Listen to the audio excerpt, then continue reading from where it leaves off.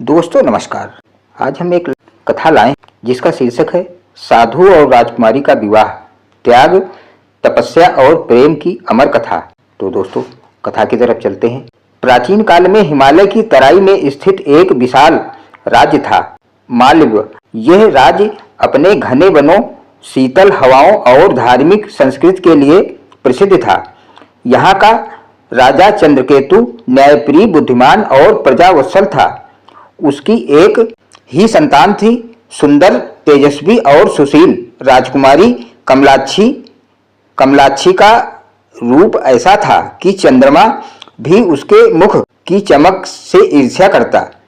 उसके संस्कार ऐसे थे कि दयालुता भी अपना परिचय उससे लेती। कमलाक्षी गुरुकुल में शिक्षा प्राप्त कर रही थी। राजनीति से लेकर शास्त्र गान तक और अस्त्र शस्त्र से लेकर संगीत तक हर कला में पारंगत। उसे राज्य की जनता से प्रेम था और जनता उसे देवी की तरह पूजती थी। लेकिन मनुष्य जीवन में सौंदर्य और ज्ञान के बावजूद एक खाली जगह रहती है, हृदय का कोमल कोना जहाँ प्रेम निवास करता है। कमलाक्षी का हृदय भी प्रतीक्षा में था, किसी ऐसे व्यक्ति की जो उसके रूप के कारण नहीं, उसके गुणों के कारण प्रेम करे। एक साधु का आगमन। उधर हिमालय की गुफा में एक चिदानंद नाम का तपस्वी साधु कठोर तप कर रहा था। वो तपस्या, योग और ध्यान में इतना लीन था कि संसार की चकाचौंध से उसका कोई संबंध नहीं था। उसका शरीर कांटे जैसा सूखा, बाल जटाओं में उलझे, पर आंखों में शांति की चमक थी। चिदानंद का लक्ष्य केवल एक आत्म साक्षात्कार। वो सांसारिक बंधन, इच्छाएं, मोह सबसे दूर रहकर भगवान शिव की उपासना करता था। एक दिन ध्यान के मध्य उसे एक दिव्य अनुभूति हुई, मानो कोई आवाज कह रही हो, हे चिदानंद, तुम्हारा तप अब पूर्णता को प्राप्त होने वाला है, परंतु पूर्णता के लिए तुम्हें संसार में उतरकर एक अधूरा कार्य सिद्ध करना होगा। साधु ने आंखें खोली। उसे ज्ञात हो गया कि अब एक नई यात्रा उसे बुला रही है, राजकुमारी की कठिन परीक्षा। इसी समय राज्य में एक समस्या उत्पन्न हुई। पुरानी भविष्यवाणी के अनुसार राजकुमारी का विवाह तभी होगा जब वो एक ऐसे व्यक्ति को चुनेगी जो उसके ज्ञान, साहस और धर्म की परीक्षा में खरा उतरे। राजा ने घोषणा की, जो भी राजकुमारी का पति बनना चाहता है उसे 3 परीक्षाएं पास करनी होंगी। ज्ञान परीक्षा, धर्म शास्त्र और वेद का ज्ञान। साहस परीक्षा, संकट में धैर्य और पराक्रम। धर्म परीक्षा, दूसरों की रक्षा और सत्य के लिए त्याग। अनेक राजकुमार आए, कश्मीर, कांची, मगध, उज्जैनी, परंतु कोई भी तीनों परीक्षाओं में सफल ना हो पाया। राजकुमारी ने मन में सोचा, क्या मैं कोई ऐसा नहीं जो साधारण रूप में हो पर असाधारण हृदय वाला। साधु और राजकुमारी की पहली भेंट। इसी दौरान चिदानंद साधु अपने तप को पूर्ण कर भिक्षा के लिए नगर आया। सुबह सुबह राजकुमारी भोजन बांटने निकली। उसने साधु को देखा, शांत, तेजस्वी और दिव्य। राजकुमारी ने झुककर भिक्षा दी। साधु ने उसे देखा तो उसके हृदय में एक अजीब सी अनुभूति हुई। वो अनुभूति प्रेम नहीं बल्कि एक पूर्व जन्म की पहचान जैसी थी। राजकुमारी ने पूछा, भगवान, आपके मन में संसार की कोई इच्छा शेष नहीं? चिदानंद मुस्कुराए, इच्छा एक नदी है, प्रवाह रोक दो तो भी तल में पानी रहता ही है। उसकी बात सुनकर कमलाक्षी अचंभित हुई। ऐसे शांत को उसने पहले कभी नहीं देखा। नियत का मोड़ भ्रमण करते हुए साधु को महल के दरवाजे के पास राजकुमारों की भीड़ दिखाई दी। उसे ज्ञात हुआ कि राजकुमारी के वर की खोज चल रही है। प्रजा ने साधु को उत्सुकता से देखा। एक साधु विवाह, सब हंसे। किसी ने कहा, यह तो मठ में ही अच्छा। पर साधु ने शांत स्वर में कहा, यदि ईश्वर की इच्छा में मेरा भी कोई स्थान है तो मैं स्वयं को रोकूं क्यों? राजा के सैनिक उसे हंसकर अंदर ले गए। चलो एक और मनोरंजन।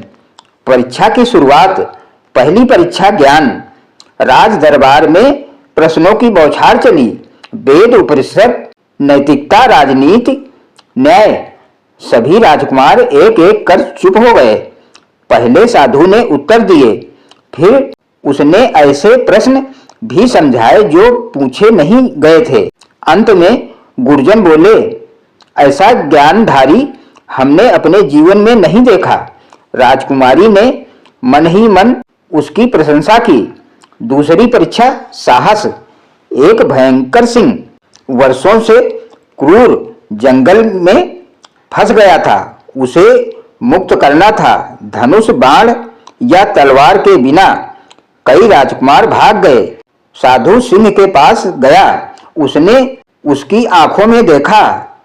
हे पशुराज, मैं तेरी पीड़ा समझता हूँ, शांत हो जाओ। वह अपने ही वश से झाड़ियों को काटकर सिंह को मुक्त कर देता। सिंह उसके पैरों को चाटकर लौट जाता है। राजा दंग रह गया। कमलाक्षी का हृदय कह उठा, धैर्य सबसे बड़ा साहस है। तीसरी परीक्षा धर्म। तीसरी परीक्षा में न्याय की सबसे कठिन कसौटी थी। दरबार में दो स्त्रियां एक शिशु पर दावा कर रही थी। राजा उलझ गया। राजकुमार चुप। साधु ने एक दीपक जलवाया, फिर दोनों स्त्रियों से कहा, दीपक बुझाओ। उसकी सांस शिशु को अधिक प्रिय होगी, वही जवानी में उसे बचाएगी। एक स्त्री दीपक की लौ पर तेज फूंक मारती रही। दूसरी ने हाथ से लौ ढक दी ताकि बच्चा धुएं से ना खांसे। साधु ने कहा, यही है असली माँ। पूरे दरबार में जय जयकार हुई। साधु तीसरी परीक्षा में भी विजयी। राजा ने कहा, हे तपस्वी, जो तीनों गुणों में श्रेष्ठ है वही मेरी बेटी का पति बन सकता है। अब तुम बताओ, क्या तुम विवाह स्वीकार करोगे? पूरे सभा मंडप में सन्नाटा। चिदानंद के मन में संघर्ष। तपस्वी जीवन या राजकुमारी के प्रति अनजानी भावना। राजकुमारी की आंखों में प्रश्न, श्रद्धा और छिपा प्रेम। साधु ने स्वयं को देखा, उसका जीवन ईश्वर को समर्पित, परंतु शायद ये भी तो भगवान की इच्छा थी। विवाह का निर्णय। साधु ने शांत भाव से कहा, यदि इस विवाह में मेरी कोई कामना नहीं, केवल धर्म का निर्वाह और राजकुमारी की रक्षा ही उद्देश्य है, तो मैं स्वीकृति देता हूँ। राजा की आंखों में आशीर्वाद और जनता में उल्लास, पर साधु का मन थोड़ा उदास था। क्या मैं तपस्या के मार्ग से भटक रहा हूँ? राजकुमारी ने उसके समीप जाकर कहा, धर्म वही है जो जीवों को दुख से बचाए। आप मेरे लिए भगवान का वरदान हैं। उसकी बातों ने साधु के अंदर में छिपी शंका पिघला दी। विवाह का भव्य आयोजन। विवाह से पहले राजकुमारी ने एक शर्त रखी, मेरे पति के वस्त्र, सम्मान और पद वही होंगे जो साधु के हैं। सरल, निर्मल और सत्य। महल में भव्य सजावट थी, पर साधु के वस्त्र वही जटा, कमंडल और चटाई। सभी राजकुमार देख रहे थे। शक्ति और पद से ऊपर गुण और धर्म है। विवाह मंडप में पवित्र अग्नि प्रज्वलित, वेद मंत्रों की ध्वनि। साधु और राजकुमारी ने एक दूसरे की आंखों में झांका। वहां ना राजसत्ता थी, ना तपस्वी भय, सिर्फ सत्य और समर्पण। साथ फेरे हुए। राजकुमारी की आंखों में आंसू और साधु के चेहरे पर अद्भुत तेज। विवाह के बाद का जीवन। राजकुमारी ने साधु से कहा, राज्य आपके ज्ञान और धर्म से नई दिशा पाएगा। कृपया मेरे साथ राजकुमार की तरह नहीं, गुरु की तरह चलिए। साधु ने महल की चकाचौंध छोड़कर आम जनता के बीच रहना आरंभ किया। वो गरीब के बीच बैठकर भोजन करता, अनाथ बच्चों को सीख देता और अन्याय का प्रतिकार करता। राजकुमारी हर दिन उसके साथ रहती, राजकाज सीखती, धर्म की नीति अपनाती। धीरे धीरे राज्य में समृद्धि और शांति फैल गई। एक अंतिम परीक्षा प्रेम की। एक दिन राज्य में भयंकर महामारी फैली। साधु अपने प्राणों की चिंता किए बिना रोगियों की सेवा में जुट गया। उसे भी रोग लग गया। राजकुमारी उसके सिरहाने बैठी रही। दिन रात लोगों ने कहा, राजकुमारी आप स्वयं बच नहीं पाएंगी। कमलाक्षी मुस्कुराई। धर्म के लिए जिसने सब त्याग दिया, उसके लिए मेरा जीवन भी अर्पित। जब मौत का साया गहरा होने लगा, साधु ने उसका हाथ पकड़ा और एक बार फिर वही आवाज सुनाई दी, तुम्हारी परीक्षा पूर्ण हुई। यह प्रेम ही मोह है। अगली सुबह साधु पूर्णतः सो तो उठा। राज्य में खुशी की लहर दौड़ गई। प्रेम का सच्चा अर्थ समय के साथ चिदानंद और कमलाक्षी इतिहास बन गए। उन्हें लोग एक वाक्य में याद करते, जहां तपस्या और करुणा मिल जाए वहीं प्रेम का जन्म होता है और वहीं विवाह सचमुच दिव्य होता है। उनका प्रेम रूप पर नहीं, लालच पर नहीं, राजसत्ता पर नहीं, बल्कि धर्म, त्याग और सत्य पर आधारित था।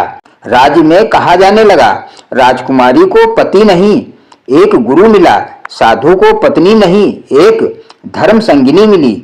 कथा का संदेश। इस विवाह ने संसार को सिखाया, साधारण वस्त्रों में भी असाधारण व्यक्ति छिपे होते हैं। सच्चा प्रेम वही है जहां कोई स्वार्थ ना हो। धर्म की रक्षा करने वाला ही योग्य जीवन साथी है। तपस्या से बढ़कर सेवा है और सेवा से बढ़कर प्रेम। अंतिम वचन।